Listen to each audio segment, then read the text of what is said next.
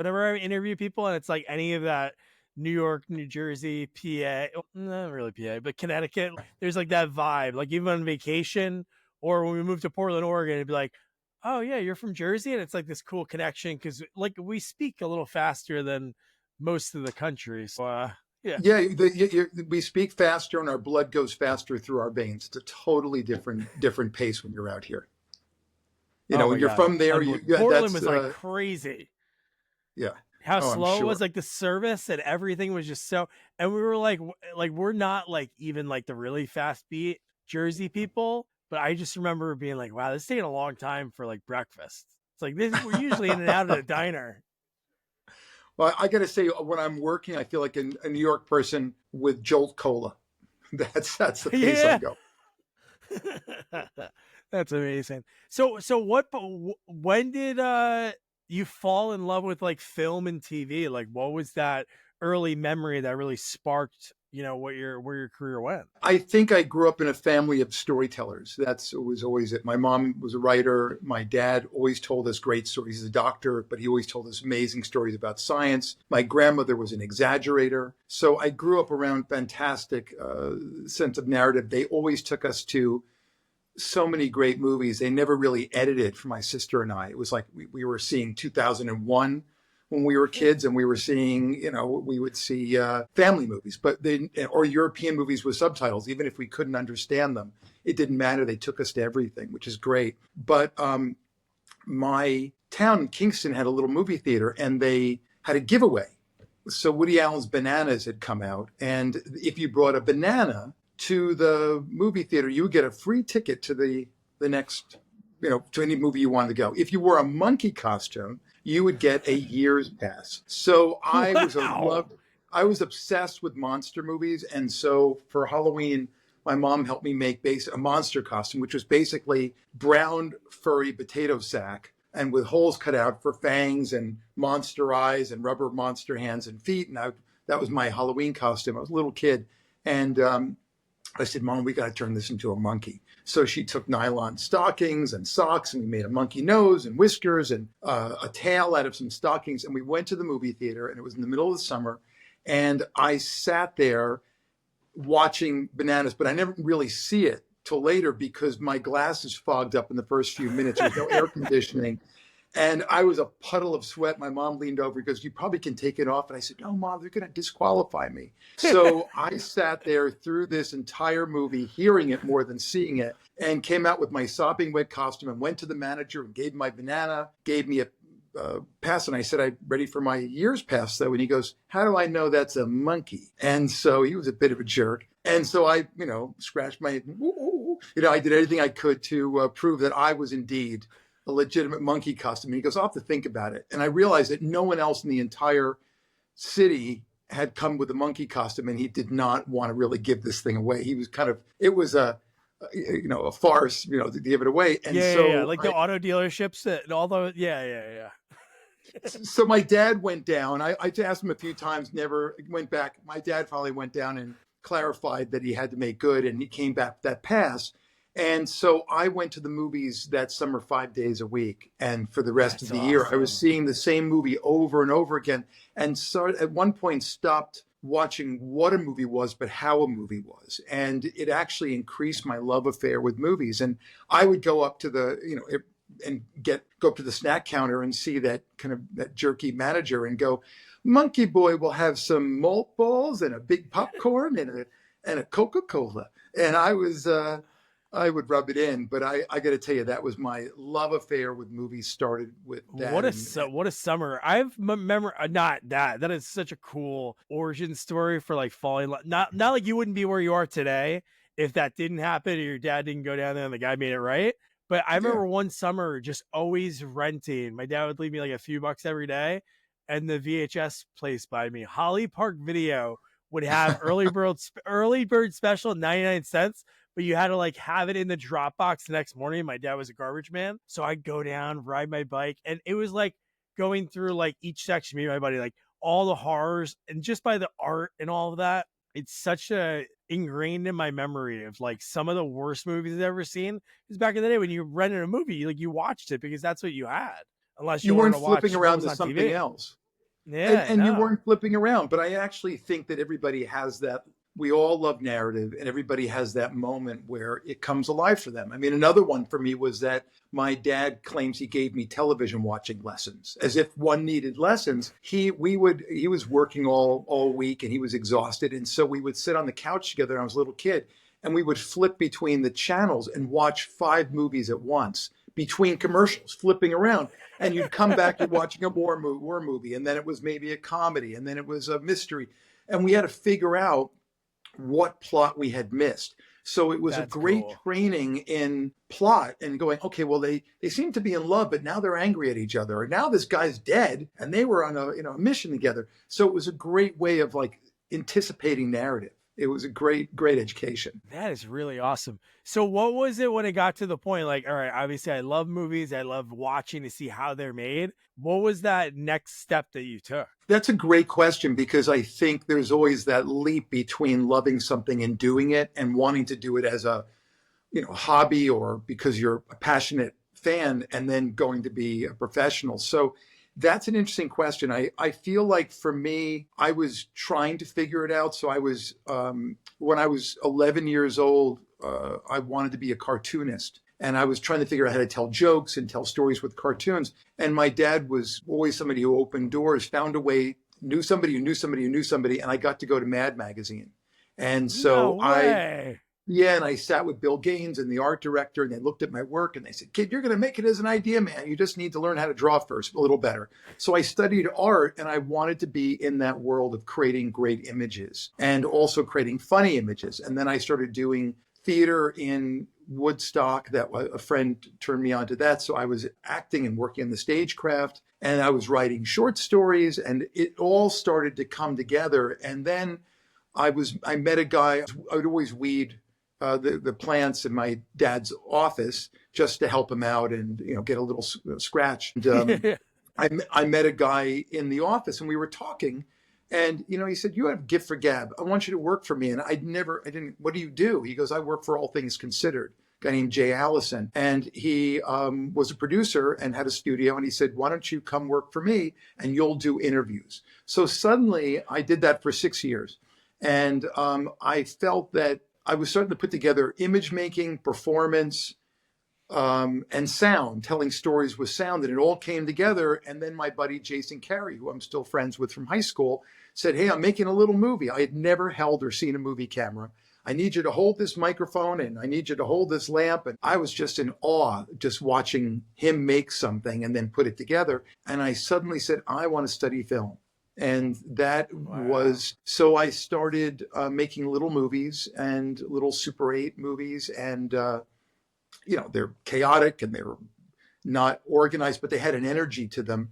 And I went to school in SUNY Binghamton, upstate New York. And Yeah. I was watching movies 5 nights a week there after having watched them, in upstate. But then now I was learning about world cinema, and I started making these little movies and taking film theory and criticism, but also film production. And I bought on Canal Street one day. There was a guy selling leftover film they found in some warehouse on the street.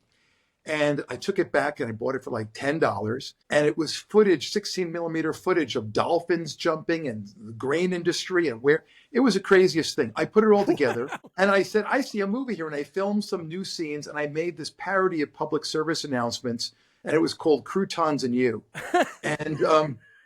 And the film department hated it because they all made avant-garde films there. And I was like the black sheep of the family doing comedy and narrative. And what happened was I started sending it to film festivals, and Graham Chapman from Monty Python saw it, and he called me up, and I thought it was a prank. I thought my friends would go, "Yeah, really good English accent, jolly good English accent." And it really was him. And it was a real honor because I was such a huge Python fan. And he loved this surreal little 3-minute film. And he said, "I really want this for this HBO show I'm doing. And I'll give you $400 or whatever it was for it. Whatever. I think I spent $200 on the film and I made four. And I said, I can make money at this. This is 100% profit on Yeah. $200. So I really committed then to that I was going to do this thing and figure it out. And I also committed to that if I never got paid to do it, I was going to be really happy finding ways to get short ends or video stock and just make things. And that was, I had to make a piece that I wasn't doing it for money. I was purely doing it just because I needed to make things. And that was the pact I made with myself. Wow, that's awesome. The interview part, like especially early on, what type of folks are you interviewing? It was a lot of people on the street. Like we would do, like there was one piece on art in America. So I got to interview a lot of artists and a lot of art critics and gallery owners. It was Jay wanted to try to piece together a piece on understanding the conception, the creation, and the commerce of art. And it was a really great piece. But a lot of pieces were man in the street pieces, like Studs Terkel. And what I loved about it was I quickly realized that everybody is an expert in their own lives. And if you are interested in people, you'll elicit their narrative and hear what you can learn something from them. So it was just wonderful learning to walk around with a microphone, which gave you a license to talk to anybody, learn how to talk to girls, how to talk to, people who were much higher up than you were as a kid, but you had a microphone. Suddenly you had a license to talk to people and learn how to listen to them. That's cool, man. It was a great, happy accident. No matter what you love stuff, like if you really love something so much, like, you're going to keep trying to do it and then maybe still be successful, but to have like the early wins, that makes it so much easier. Like, I think it's so wild sometimes when you hear people, like, it's so much love for their craft when it's like, oh my God, they just had their first screenplay produced and they're 48. It's like, wow, I've been doing this since 22, doing acting on the side, odds and ends. And it's just like, it's amazing the love that people can have for this craft. It is. And it's also amazing that it can happen anytime. It's not like you age out. You can age out, but in certain ways, passion and curiosity and creativity, you don't age out, and you could do that your whole life. And even though there is, challenges always, the equipment has become democratized. I mean, you couldn't have a beautiful studio like you have years ago at the high level of equipment. It was prohibitive, and now this is a studio if you let it be. Yeah. So I just think it's about the quality of story. There would be like the entry dollar in order to get into a certain thing. And the thing about the passion, like I helped actor Larry Hankin. I connected with him doing one of these, then I helped him put together his memoirs, and then we became like buddies. Awesome. So he would like randomly call me and stuff. And he grew up in the city. He grew up in Brooklyn. So he has that kind of like, maybe that's why we connected. But him right now, I'm telling you, it's mind blowing. Like, if I could be that passionate he's 83 now, he wants to like not be known as that guy. Like, that's his book. He doesn't want to be known as like, oh, the guy from Home Alone, like during that like all the cameos people buy from him or just from that. It kind of ticks him off, even though he makes money from it. He wants to be known for his like improv days when he was over in San Francisco and Second City in Chicago. Oh yeah. So like, he'll call me randomly and be like, so Doug, I got this idea for a one-man show. And he like goes into this thing and it's like, okay, that's it. I'll call you back. And it's like, whoa, man.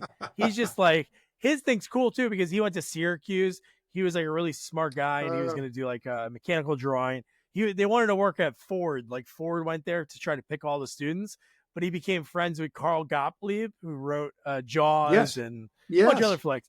That was Larry's buddy in the improv troupe at Syracuse, and then they went back to New York, then to Chicago and stuff. Yeah, Larry's like one of those people. It's like, oh, that guy on TV, man, see him in everything. But his pre-career is unbelievable. He did like stand up. He was opening up for bands, which was that's like awesome. Really cool. Yeah, and you don't always know everyone's backstory and their history, but you know they have a wealth of other skill sets. That's awesome. Yeah, no, I love that stuff. But that's sick. No, the passion. So from you're doing the man on the street, you Monty Python, you get the call, $400. You're like, hey, I'm making money off this. So what was it from there? Were you going? Oh, you were at school at this point. You were at SUNY in Binghamton. I was SUNY at Binghamton, and I said I want to continue with this, and so I realized that I had been doing, occasionally doing PAing in upstate New York and anything just to learn. And I realized I just had an enormous amount to learn. And that while Binghamton was an extraordinary school for exposure,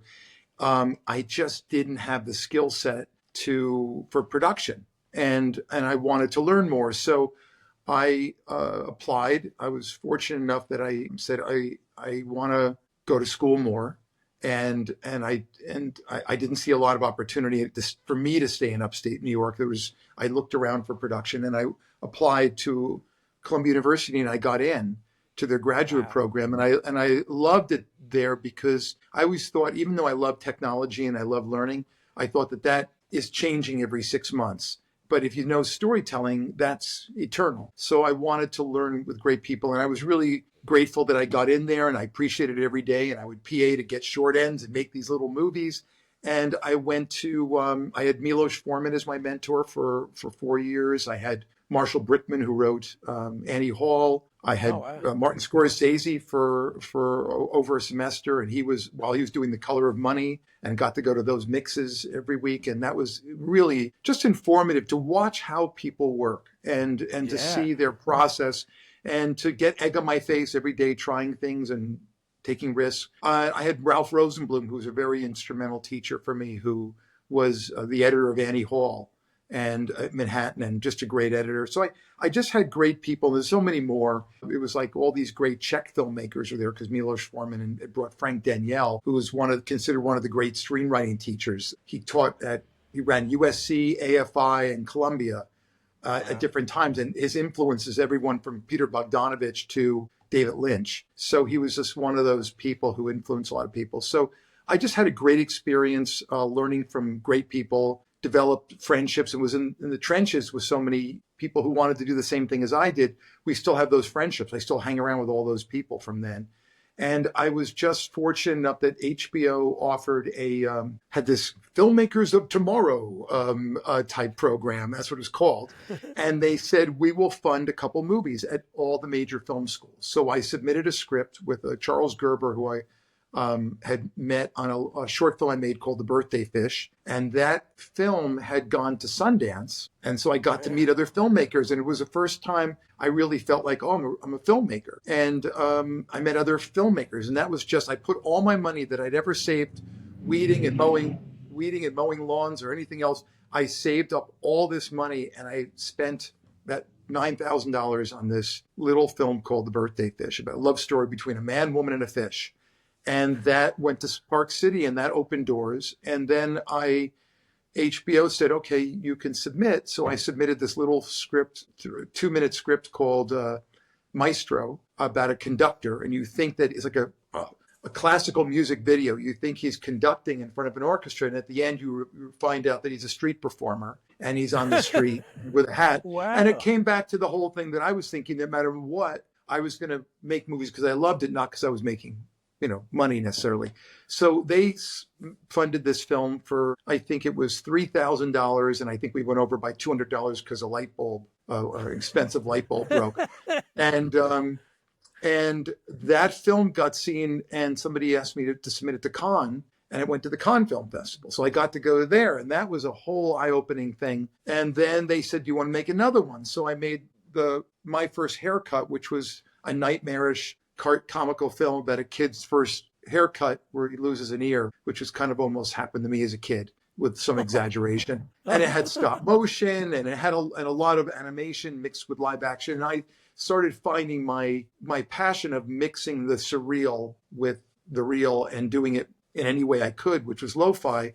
And then I got a screenwriting award for this script I wrote called The Pawn Shop Kid, about a kid whose parents pawn him as a baby, and they end up stranded on a desert island, and the pawnbroker has to raise the kid. And it's about this unusual, kooky stuff. I was doing a lot of kooky, but fun.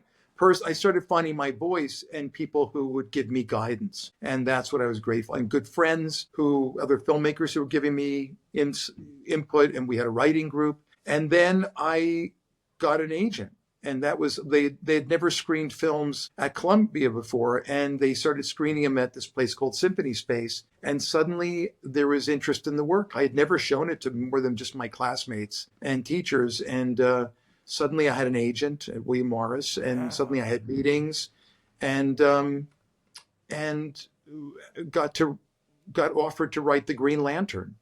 They had a treatment, but they asked me to write it. It was exciting and terrifying because I had a big imagination, but only had written one feature-length screenplay in my life. So Yeah. there was a lot of learning, a lot of egg on my face, but I learned a lot, and I was so grateful. That was for Joel Silver's company at Warner They Brothers. had the rights to it, and so the Yeah, early at that '90s. They time. had, It wow. Yeah, so it went through a lot of, I think 15, 18 writers in the 20 years before it ever got made. So I never got credit That's because insane. it's a Yeah.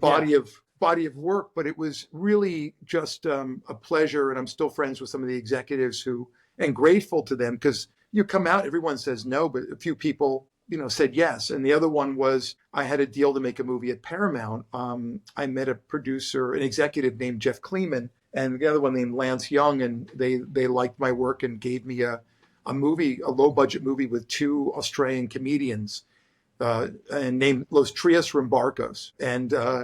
And we had a script, and we did a short test for them. It was approved at the studio, and we were starting to prep the film, and the administrations changed. And then the project, we were all in this building with other projects, and we all put our scripts in a garbage pail, lit them on fire until security came, and we had to wait for all our projects. And that was an epiphany about, that it's not, you have to will a film into existence, and sometimes you can't, sometimes administration change, but Wow, that's it was interesting. cool. And then Is there anything? Obviously, a lot of people touched it after you, because that's like '91-ish, and the movie didn't come out until early 2000s, right? Yeah, So a I lot of can't people. remember what year it was. Yeah, a lot of people. There was a lot of teams right of around writers. then. Is there anything? Did you watch the movie? Yeah, I got to see the final one. I mean, I did see it. I don't think it wasn't my favorite of the superhero movies, and I think Ryan Reynolds would confirm that also.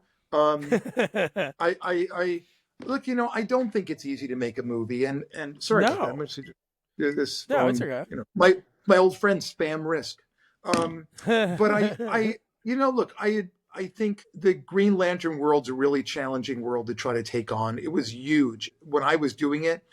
My friend read it, the executive. He goes, "Wow, this is the most expensive movie ever written." I go, "Well, yeah, the technology doesn't exist, and you have a character who his bread and butter is his imagination. Hal Jordan can conjure up anything he imagines, and it has to impact physical reality. So it wasn't a cheap movie to make.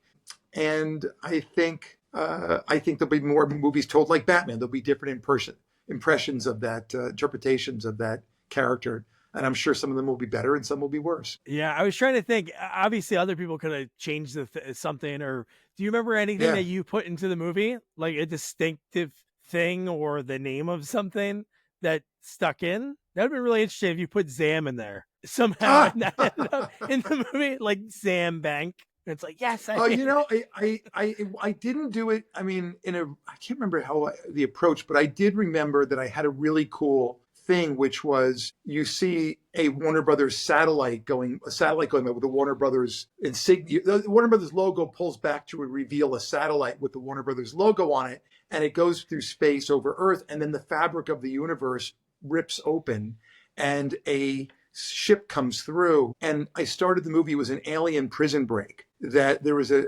prisoners who had escaped, and that's why Hal Jordan came here looking for them. And it was a kind of a cool opening in order to get Abi and Sur on and all the Sinestro, and it was cool. There were some incredibly ambitious action scenes through crashing through buildings and him imagining giant sledgehammers. It was pretty cool. It was very. It's crazy when you think about it, like how much goes into movies that never see the light of day until obviously that one ended up seeing the light of day. But like, especially superheroes at that time, I don't know if people were nervous about, like, because Captain America, like 1990, didn't, like, it wasn't like, yes, whoa, this is the coolest thing. Incredible Hulk was like a cool TV show, because like for years, so many people were like Canon Films like was trying to hype up doing a Spider-Man movie.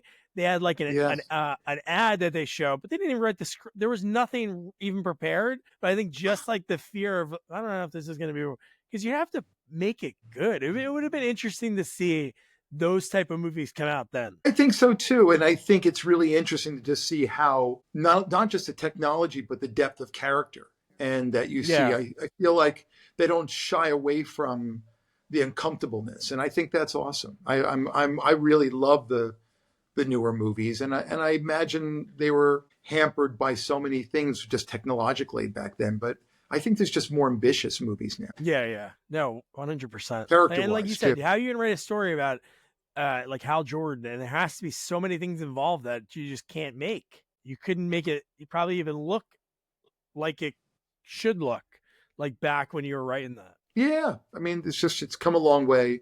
I have vague memories of the script. It's been, so many years, Oh but yeah. I really, there were sometimes I would get notes like, okay, he's going to be a police officer who couldn't make the force. Well, we don't really want to do police. Okay, so all right, so he's a courtroom illustrator. I did that one. Who witnessed these travesties of justice, wanted to be a cop, but now his brother's in the force. But he's got an imagination because they wanted to embrace his artistic side with his imagination. So I said, okay, he's a courtroom illustrator.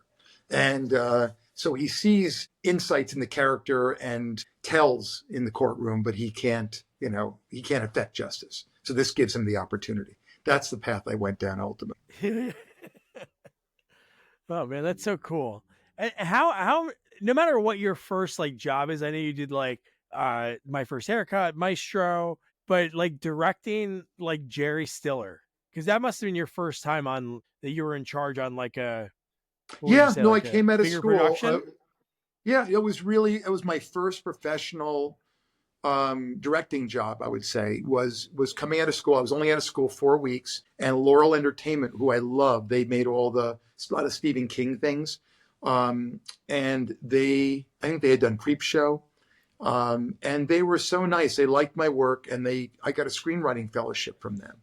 And when I graduated, they offered me a script called One Wolf's Family with Jerry Stiller and Ann Mira and Amy, Ben's sister. Ben was the Yeah, I only one of saw the that on family the who wasn't in it. IMDb.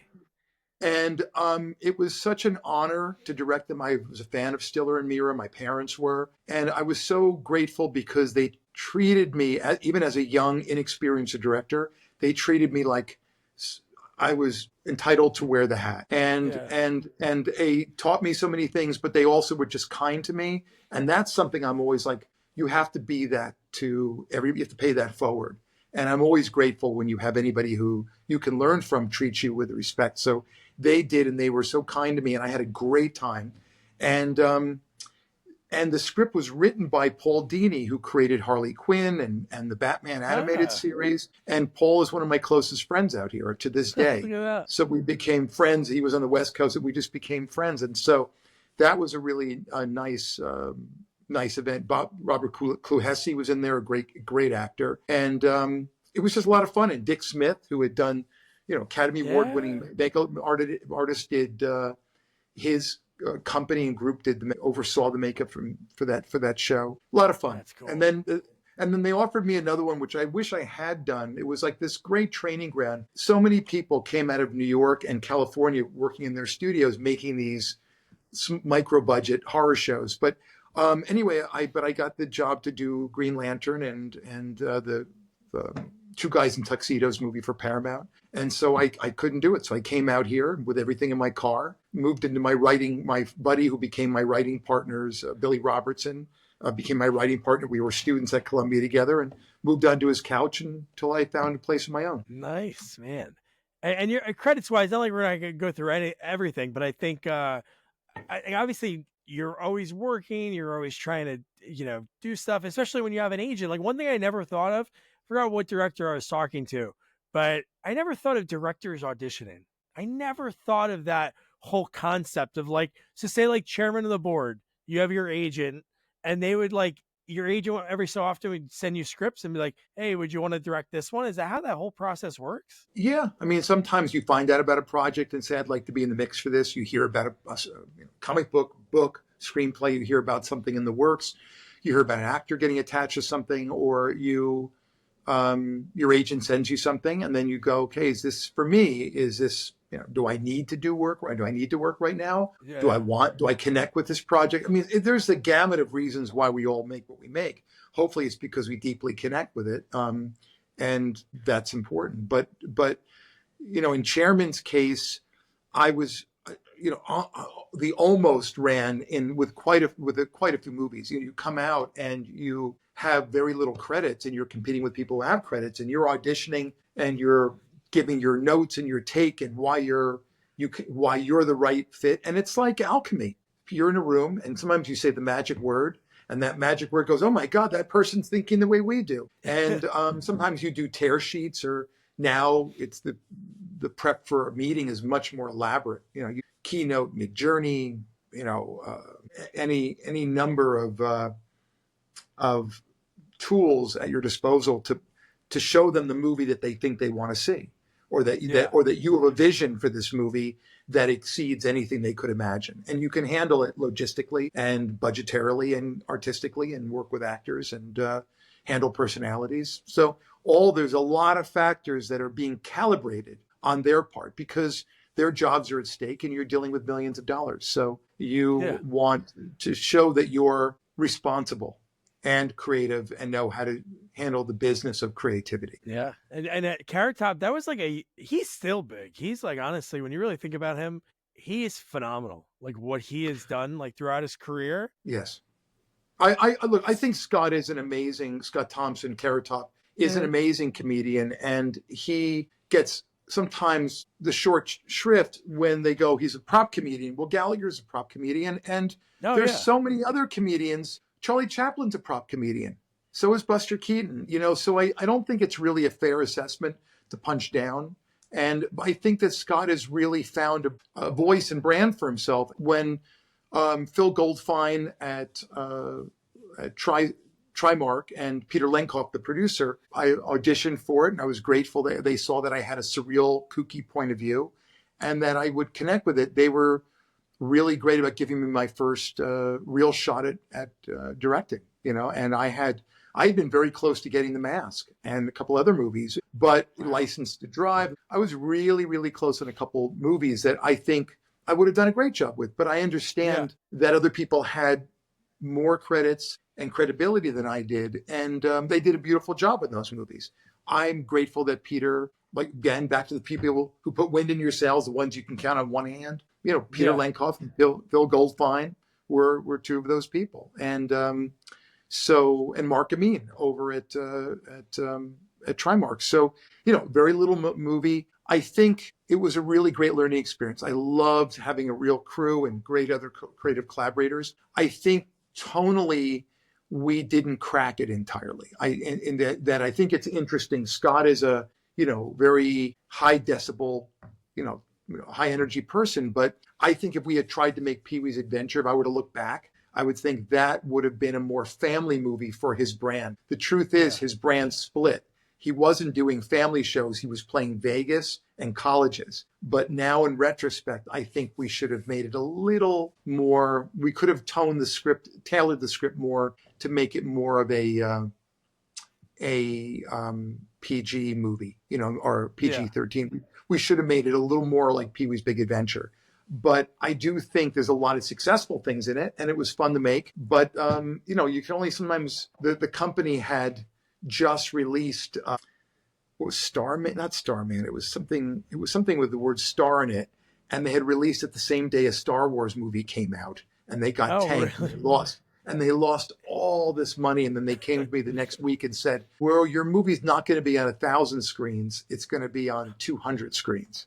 Or 50-50 screens, whatever it was. It was something. And I just, you know, you just take it and you move forward and you go, okay, next. What's next? Yeah, like you said, you get the experience, and it's like you need the credit. It's like any job. It's like, well, we want to hire somebody with experience. All right, well, everybody wants somebody with experience, but somebody has to give that person. That's how I get the experience. But that's what you got. You have something on paper, like on film. You'd be like, hey, check this out, and people can see your vision, because there's so many movies, I'm sure, of people. If you're, hey, I want to hire this person, but they only do like horror movies, but it's like, oh, I look at their vision and the way it's filmed, I think this would be perfect for like a type of comedy. Because right after that, you know, that's when it kicked off. Like just having that credit, because the next year you do My Date with the President's Daughter, which we wrote. We wrote My Date with the President's Daughter. I had sold a script with Billy Robertson that was called Max Goes to Camp. It was Walter Mitty at summer camp. Like a kid with a hyperactive imagination. And so we were doing that for John Davis's company. And we were kicking around ideas and we were stuck on something. I go, wouldn't it be great, you know, if someone kidnapped the president's daughter, and what would that? And we started going around on this thing, and then it became kind of, we sat with the idea and said, let's write that one down. Good ideas come often. They're gifts. You never know where they're going to come from, and sometimes they come when you're stuck on your own script, one script. So as soon as we were done with Max Goes to Camp, we said, let's go back to that. And My Date with the President's Daughter became a teen version of Roman Holiday. And we had it very close to being made at Rob Reiner's company at Castle Rock. And then Rob said that, he goes, well, we have American President, and we don't want to just be known as the company that only makes White House movies. So my buddy Mike Kars, an executive I knew who was at TriStar and other places, said, look, I just got my own deal at ABC at Disney. And I think this is a great script. I'd like to make this. So he presented it to them. And we said, look, do you want to make it as a feature, or do you want to get it made as a television movie? And we said, we'd rather have something made than not made. So we worked with Peter Green, who was a fantastic executive there at ABC Wonderful World at Disney, and Mike Kars, and recrafted the script for their budget and actually made it better. And so we got to make that, got us a Writers Guild nomination, and then it opened up other doors in the family space, which was wonderful. And in between, we were selling screenplays, and some on my own, some with Billy, and really grateful that we got to learn our craft, and it started picking up then. Wow, that's cool. I like just looking at your biography, which I know you wrote. You definitely wrote that, right? Your bio. Yes, it wasn't AI. It wasn't. Yeah, that was me. But no, it's really funny. It's really funny. Like, oh, good. Like your sense of comedy, like the way, obviously it goes through the screen with your movies, but just even reading that and then like just speaking to you for like 30 minutes and just seeing on your IMDb, like UCB, did you do anything with UCB besides, obviously you directed a few episodes, but were you like taking classes or anything there at all? Or you just have improv as like in the blood? No, it was funny. I think that I loved UCB, and I used to go all the time to so many comedy shows in town, and I always wish I could go up on stage. I was never that guy. I'm more behind the scenes, but I always took acting classes when I could, just so I could be better prepared to communicate with actors and to really understand their process, and to be, I think it's so, like, I think every executive should write a screenplay. I think every director should edit. Everything makes you better at your craft. So I was taking for fun classes at Groundlings. I did that for years. Oh, nice. And I had met a composer in New York, Chris Hagen, a fantastic composer. I put a little, those little flyers you can rip off I put one up around different schools when I was at Columbia looking for a composer for the Birthday Fish movie. And Chris answered it. And we became great friends and still are like one of my closest friends in the world. And he's a fantastic composer. He said, listen, I'm doing this show in New York called Upright Citizens Brigade. You should do it. So I go, well, I don't know them. He goes, let me make the introduction. So he called the producers and said, you should meet Alex. So they were great. And they said, we have an episode. So I flew back to New York. I was happy. I needed to get my accent refurbished anyway.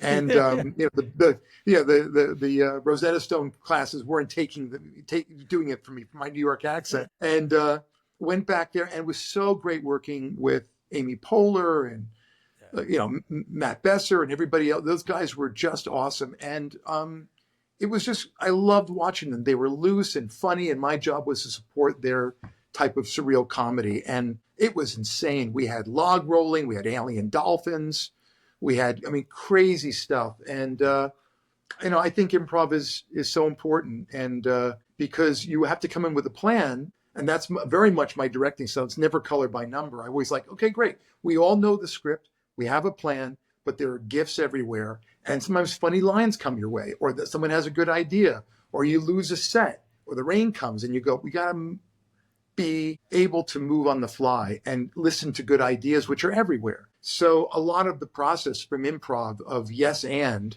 instead of no but is definitely a life philosophy that I've taken to filmmaking and to parenting and everything else. Yeah. Oh my God. Yeah. Those guys are legends. I love Besser, still listen to his podcasts pretty much every day. I listen to something while I'm working, Improv for Humans. And you look at Poehler, what she did. Ian is always in stuff, always funny. And you think about Matt Walsh, Veep, that his character in Veep was unreal. And it just I think a lot of that gives people to open doors. So Amy Poehler always mentions UCB and interviews and stuff. And I think it's really wild when you think about the other people that come from that.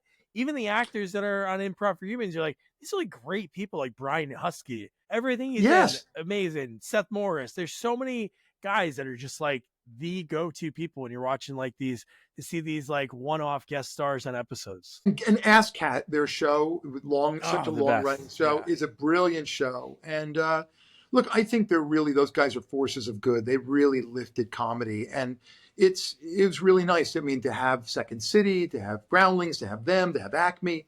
I just think they're all slightly different styles of doing the same thing, and it's wonderful. I love it. It's a brilliant feeding ground, like you said, a seeding ground for great new talent. Yeah, no, it's awesome. And then from there, you got the Pooch and the Pauper. But the one that I watched that I've never seen before, because we were getting ready to chat, was Inspector Gadget 2. And that was a really good movie. Thank you. Thank you for saying. I got to say, it's one of the things I'm most proud of. I mean, I was so happy that Charles Hirschhorn, who ran Wonderful World of Disney, and Peter Green, they just kept giving me opportunities. They were happy with the work, and I just kept saying yes. And I had never directed an animal movie, and they said do Pooch and the Pauper, and it was lo-fi in certain ways. And I just go, we got to build the White House again, and I don't know. My attitude was every day that I show up, I get to learn something new and work with cool people. Yeah. But then when they got their own deal at Disney, their first movie was Inspector Gadget.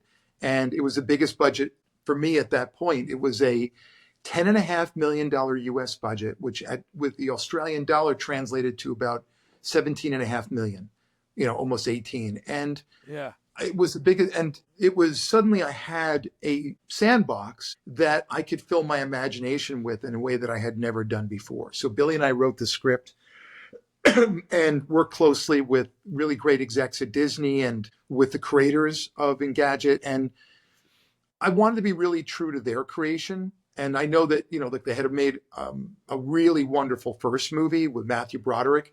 And I thought they made great choices, but they had $100 million to make that movie. 100 million. And it was a little like a tidal wave going, how am I going to make a movie for 1/10 that budget? And so I was so excited, but because I come from a drawing background, I said, I need to envision the movie first. And the execs, Jerry Ketchum at Disney, who ran physical production, I said, I really need a team of storyboard artists. So I worked with them and created 1,000 pages of storyboards, 1,000. It was, I still have my garage stacks, and we had concept art for 3 months of just designing. And then we were dusting off whatever props we could find. And it was just an incredible exercise in being specific, because I realized I was playing on a different playing field and I had to be the most prepared guy in the room. So I imagined the whole movie like a giant comic book. And when I got to Australia, to shoot it, we had everything imagined. And then we had great collaborators. I had John Cox, who won an Oscar for Babe, doing all the creature work, and all the visual effects work. And I'm sorry, let me say that again. I had John Cox, who won an Oscar for Babe, doing all of the animatronic stuff, the things that were popping out of the inventions. He was doing all those kind of big special effects. Wow. And we just had great companies and great people who really helped us figure out the handoffs, every shot was a handoff between a physical effect and a digital effect and a stunt. Everything was such a big deal. And I just felt like I was a fishing back in the water. I felt like this was where my imagination was and where I could do this stuff. I hope I have another chance to do something as kooky, because I thought that was truly one of the most enjoyable experiences. I was a new father at the time. My son was just born a month before, and my wife and we all moved there. It was like we would have stayed there if our parents would have killed us for leaving. But that was a great experience. Man. And it came very close to being theatrical. It was just that they didn't feel they had French Stewart was incredible, but they wanted, certain configurations of known entities. And I just grateful that it was still one of the highest grossing direct to DVD movies ever. And it was made like over $65 million. So it Insane. really did well And for I them. think they were successful at that time because they did that. I interviewed Stuart Penkin, and when he went Hmm. in to make Honey, We Shrunk Ourselves, that movie Yes. was supposed to be theatrical, and then I forgot what movie came out or something bombed. He told me the whole story, but it was like, oh, and that was like one of their first ever like bigger budgets that went to VHS at that time. But it's so crazy when you think about like when you're so good at something, it kind of almost not obviously you're getting work, so that's a good thing. But it seemed like you were the guy to go to because that's a hard job. Like doing this podcast, we want to do something unique, so sequels. And when my dad was a garbage man, people would usually throw out VHS tapes of the sequels, Oh, probably a lot. But it seemed like sequels were the ones that I would get so many. I remember having like 5 copies of Ace Ventura: When Nature Calls, and like I used to collect them. But like it is crazy. It's like your first movie you did, amazing. You guys did X amount over. Let's make another one. It's like, what would be the smartest thing to do? Well, I don't know, put more into it, develop things more. You know what I mean? But they're like, no, we're going to cut the budget because we want the people that love that first one to try out that second one. And for some yes. companies, they don't care about anything. It's just like a movie. Sometimes it's an in name only sequel when people in it have nothing connection to it. So that's a difficult thing. But it looks like I haven't seen like Beverly Hills Chihuahua 2, Tooth Fairy 2, but like the similar things are with those as well, I'm sure, right?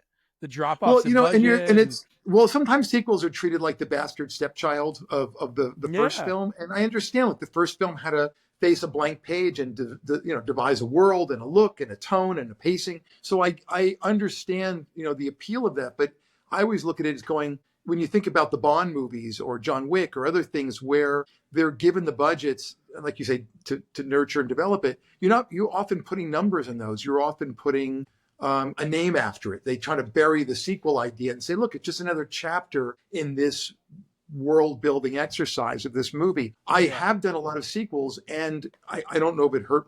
Maybe it hurt, maybe it didn't. I always looked at it as an enormous opportunity and challenge Oh to yeah. come in and say, how can I take a movie that was, I would say traditionally the budgets I've had are 1/8 to 1/10 of the other budgets. So like Yeah. Tooth Fairy 2, I think we made for $5 million, and the first one was close to 50. And Beverly Hills Chihuahua, we made for 12 million, and that one I want to say was 65 or 75, maybe more. I know it was Yeah. supposed to be a lower budget and it got bigger. So the challenges are, how do you have a movie that can sit proudly next to the first one and still attract the audience to go back and watch the first one, the second one, or if there's a third one, and be true to it. So I always feel one thing I've really gotten good at is, what is the DNA of a piece? What is the essence of, if it's Tooth Fairy, it's a comical curse story and it's a fish out of water story. It's a guy least likely to have to take on the role of being a tooth fairy. So he should not be a kid lover, or he should have something where he's at odds with the role of being a mythical character. In Chihuahua, it was an opportunity to build on the mythology of the first one and have the same cast returning. So to have George Lopez back and to build upon what does it mean to be a family, that was wonderful. And I really got to do some amazing things with that movie. And it was, the interesting challenge was, and I'm really proud of it, that we had a fraction of the money to do 700-800 visual effects shots that all had to have talking animals that had to look as good as the first one. So that was a really great challenge. And it was like playing literally like 4-dimensional chess while skiing a black diamond slope for 12 hours a day. I mean, because you're having on set sometimes 11 dogs, and you have trainers for each dog, sometimes 2 trainers. So you're going, okay, how can I do this? Where can I do split screens? Where can I hand off digitally? Where can I shoot the master and then add in the dog later? I mean, there was so much crazy thinking. It isn't just shooting a scene. I block all the scenes with stuffed animals, and then you're figuring out how many expensive shots, close-ups can you do, how many wide shots with a lot of animals, or how many shots over animal shoulders to save money. It was a mathematical exercise in budget, scheduling, and logistics. Wow. It was fun. How do you prepare for that? Did you reach out to anybody that's worked with like many animals before, or because that's got to be like, that's a big task to direct animals like that.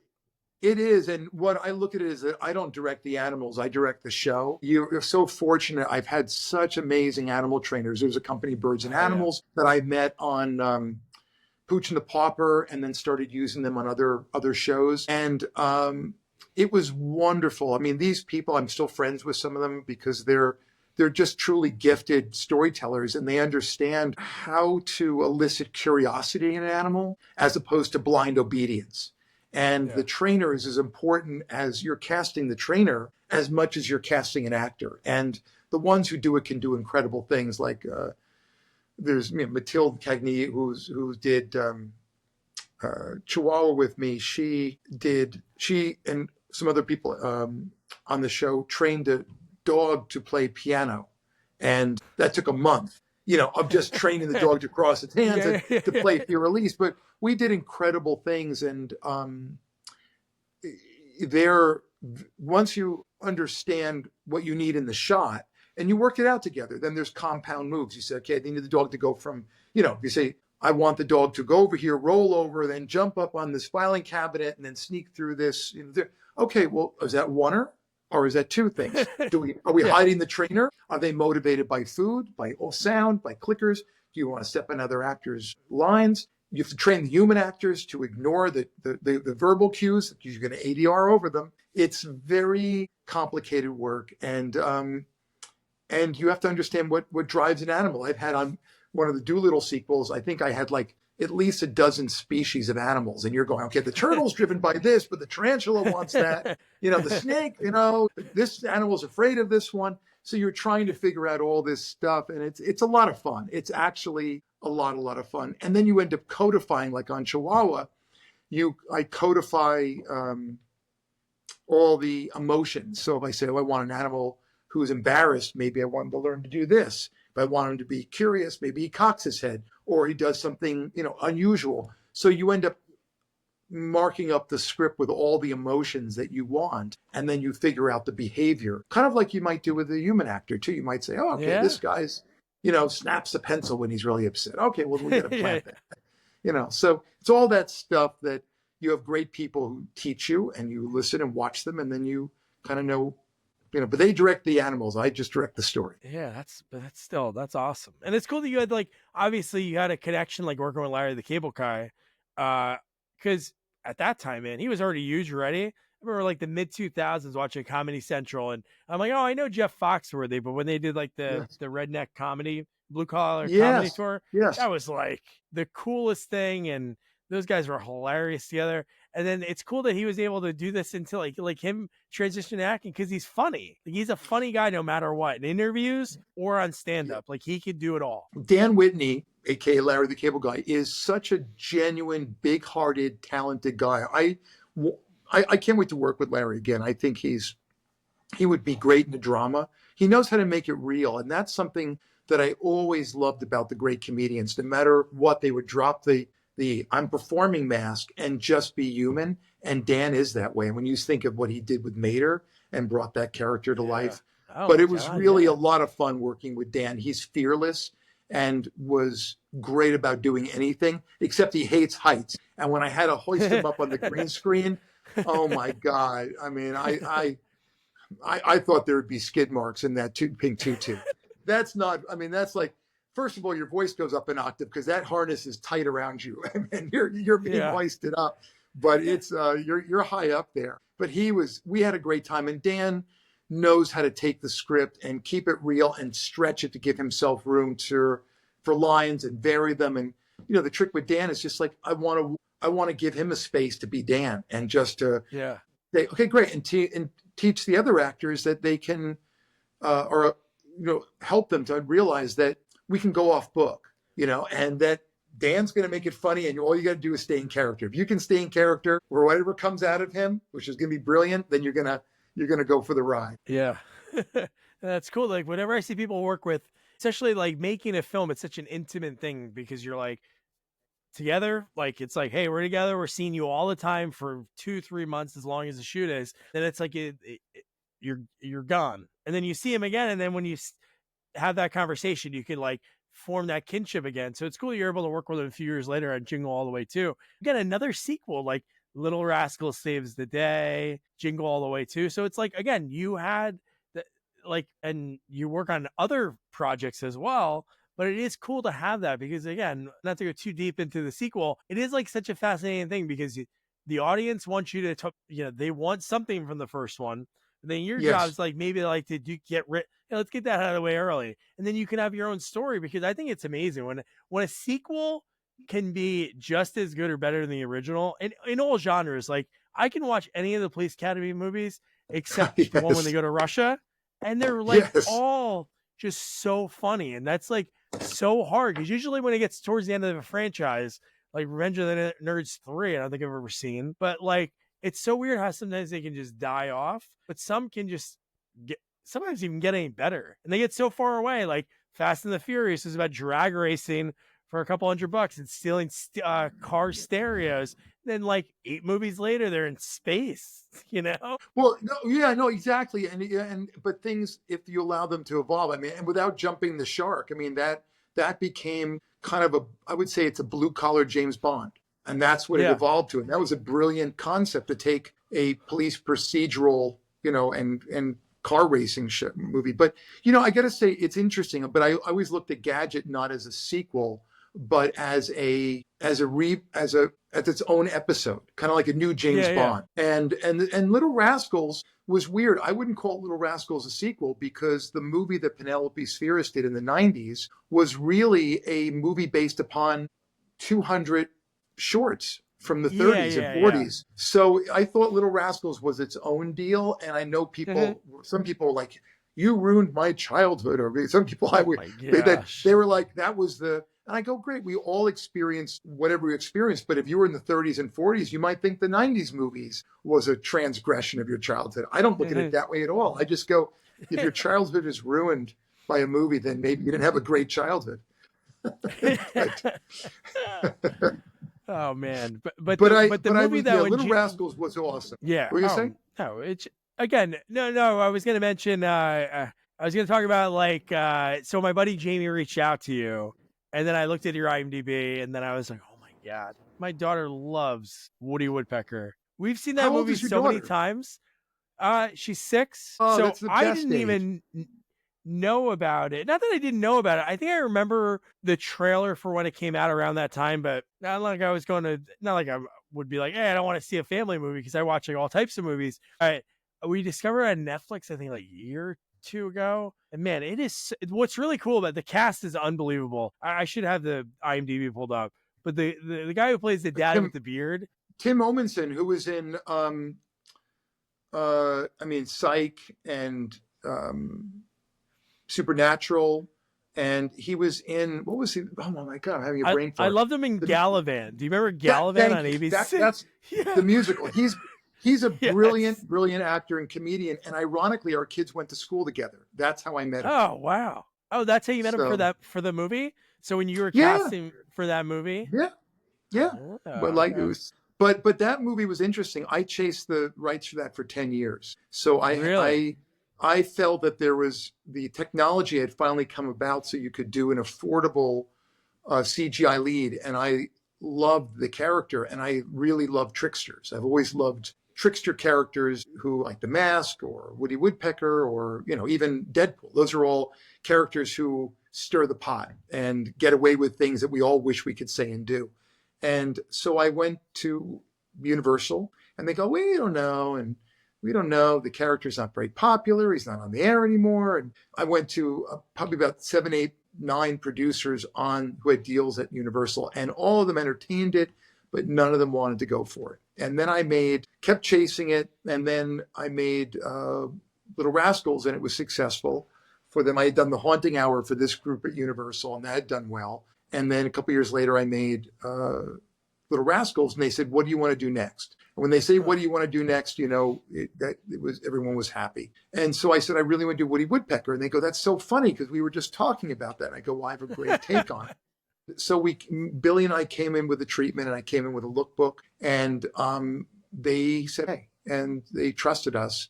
And we wanted to stay true to the character and not soften him, not do like, oh, we're going to make him cute and cuddly. He is going to be the irascible loner who doesn't know that he's lonely, and he's going to be kind of a slightly insane version of kind of a character. And it's interesting because Woody Woodpecker has had 3+ incarnations over the years. When he started off, he was kind of wall-eyed and kind of a hick, and he was a lunatic, but he was, played very differently. And then he started to evolve. The model changed, and then it kept changing, and he went through 3 or 4 incarnations. And we went with the most current incarnation, but went back to more of the character of the earlier one, who was unpredictable and a little bit loony. And so they trusted us, and I needed a little more money to do the movie. And it's amazing we pulled off what we did with the resources we had. There's 1,000 visual effects shots, of which about 700 of them are Woody, and the rest are environmental things or fire. Adding there's a lot of other effects in the movie that are invisible, but it was an enormous amount of planning because the sequel training was invaluable. If I had not done sequels, I couldn't have done that movie, because the going rate for Alvin the Chipmunks and other movies that had CG leads was in the $50 to $75 million range.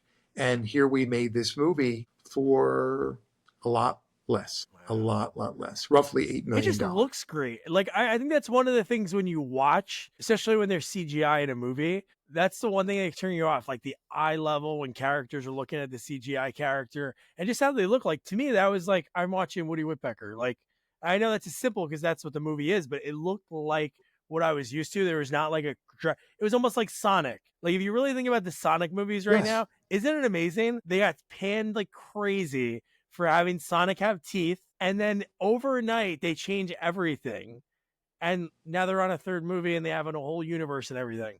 But like, I think they've done a great job. I love those. I love watching them with my nephew, and they're really well done. And I got to say, it had enormous heart, and it was world building and great roles for Jim Carrey and for the Sonic characters. I think they did a great job, and we really wanted for Woody. So much of it was we had seen Alvin the Chipmunks, which was a really gold standard in terms of, and Stuart Little, in terms of the depth of the eyes, and really wanted Woody to have, for the budget we had, wanted to have an enormous amount of depth. We shot that movie in 26 days, which is insane.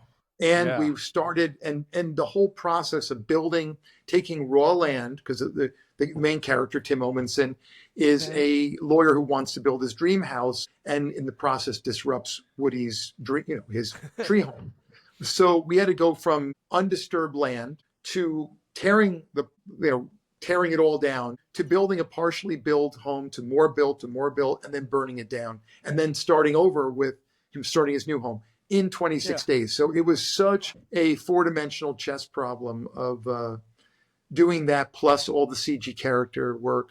But it was a lot of fun. Eric Bauza, who does so many, he's an Emmy Award-winning voice. He had not done the lead in a movie, and I loved Eric. We had worked on a test for Marvin the Martian, and which I was attached to direct at Alcon and Warner, and just thought he was the best.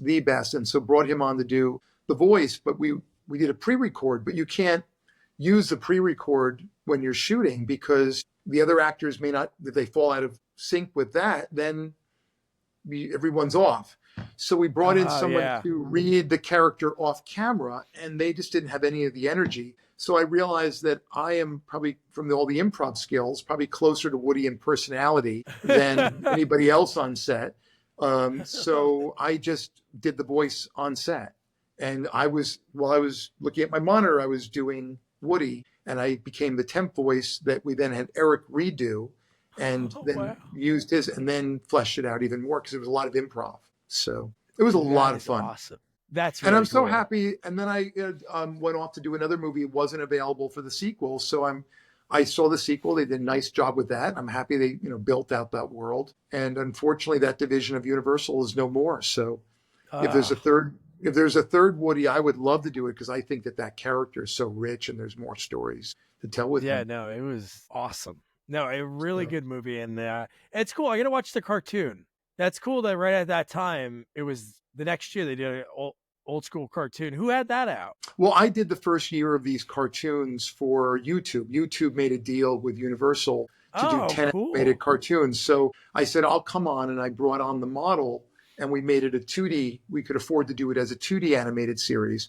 So I produced that, and then with Splash Entertainment, and then I wrote and directed them all, and wrote a chunk of them with Billy, and we brought on some other great writers. Jeff Klein produced it with me, who had done a lot of huge amount of animation. And, I just had a great time, and then I left that, and then they went on to do some more. I have if I'm not available or I'm not interested in continuing, it's nice to know that things continue without me.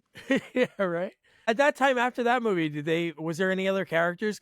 Because I feel like sometimes when there's like success in something that hasn't been around in a while, it's like what was the board game movie that set it off recently? I can't think of it, but a movie did really well, and they're like, oh my god, we got to do more of them. It wasn't obviously Clue, because that was 40 years ago, but there was one recent that came out, and then they're like, oh I man, think we you're got to right. make this one. What the heck was the name of the movie? But it's interesting when they want, when that happens, everybody's trying to catch the fumes of somebody else's unexpected success. Always. And then there's also then that sometimes people want to expand stuff, like with Woody.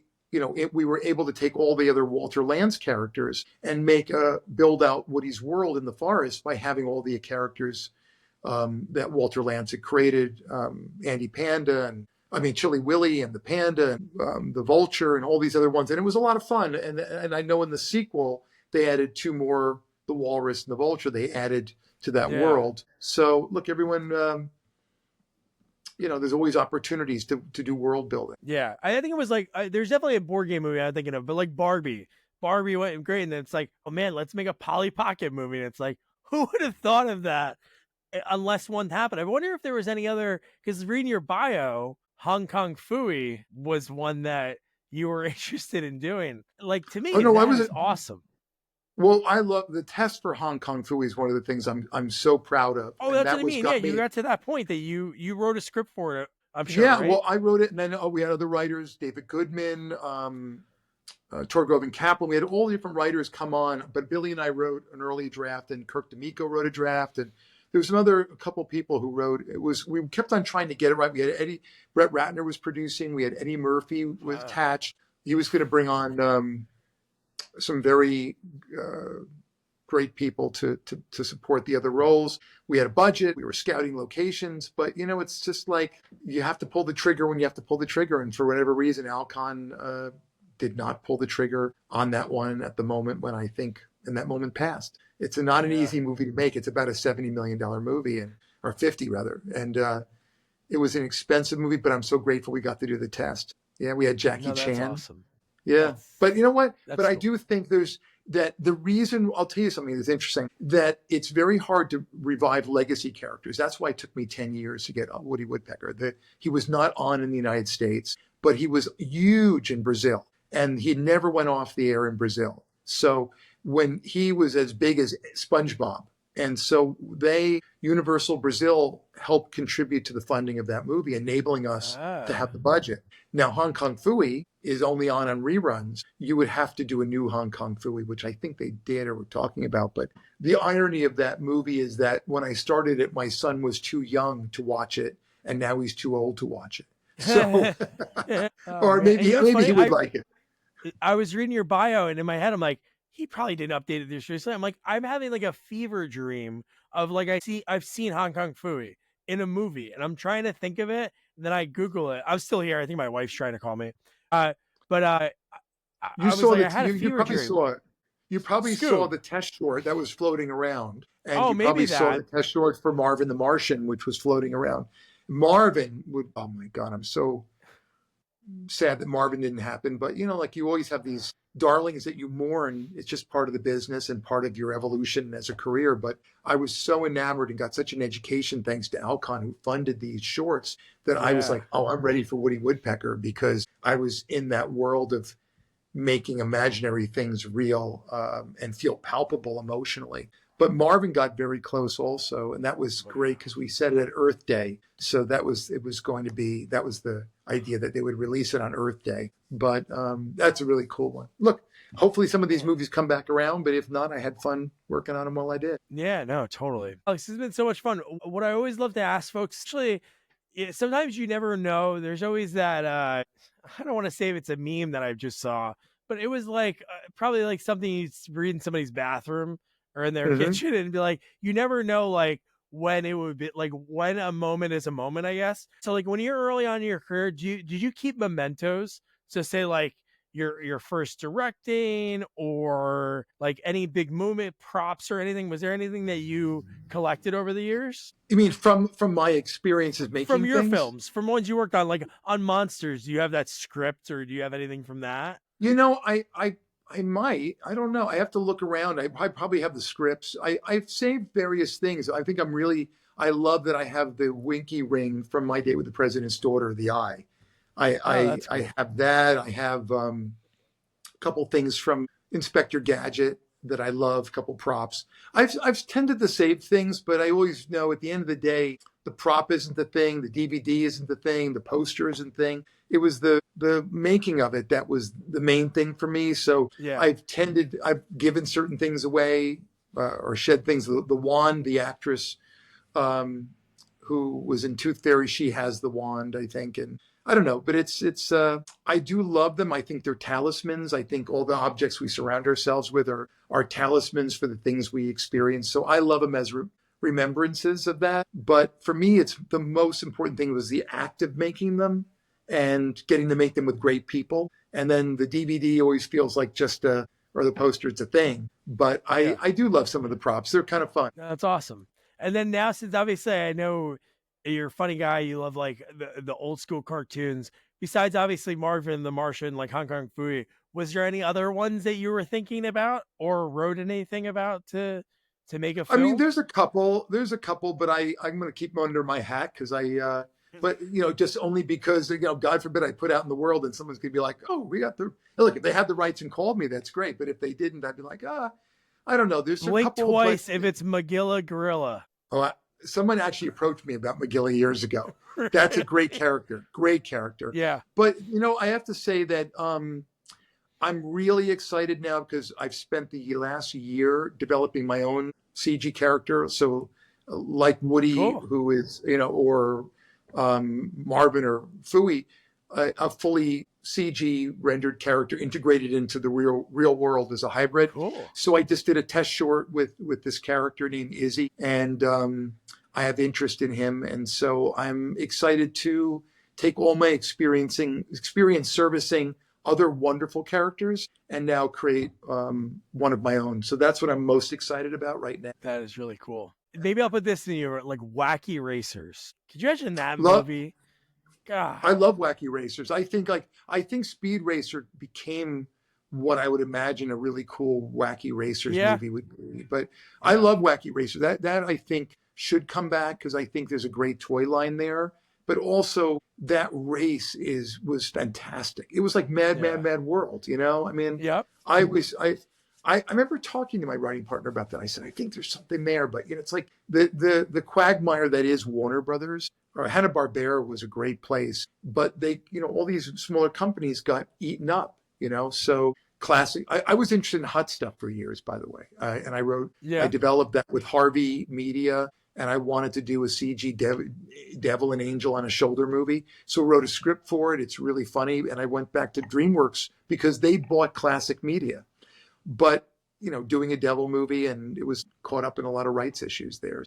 I don't know. Maybe I'll get to do hot stuff one day. Who knows? Yeah, yeah, yeah. They're like Laugh Olympics. I think those things are so like I get my daughter into those cartoons, not like I tell her, hey, you can't watch things nowadays. I think there's some great like storytelling in those old Scooby Doo. They're just Oh, they're so yeah, well they're done. And great. I feel like they treat kids, they're not like you're a kid, just like your parents treated you, taking you to movies or letting you watch things that maybe should have been not for your age, but it gives you it helps develop you. Like when you're watching Scooby, you're like a little kid, and it's like I'm trying to solve this kind of serious crime that happened. Yes, That these people are trying to take their land. It's like but I think you said something really important, which was they didn't talk down to kids, and you never felt that they no, were condescending. And I always thought that was so important, never to talk down to kids and to treat them like the beings, the important beings they are, and that's how you want to be as a parent too. So I when I got to make Under Wraps 1 and 2 for Disney, I yeah, was those are really good too. thrilled because I wanted to do if I was like 7 through 11, that's the movie I would have wanted to watch, because I thought I would have wanted to have an adventure that my parents didn't know about. And that would have been Yeah. thrilling for me. And that's, I think, is like Little Rascals too. It's the secret life of kids, and that they have these adventures and they're capable, and their parents have no idea that they've done, that they saved the universe or that they stopped a crime. Those are the wish fulfillment, to have a life bigger than your normal life. Exactly. Yeah, no, that's awesome. Alex, I'm happy we connected. Stay safe out there. Hopefully things don't Yeah, get to knock you on wood. in your area where Yeah. you're at, but I Doug, thank you appreciate it. so much for having me on your show. I think it's great. You've been such a great interviewer, and I so Oh, appreciate thank you.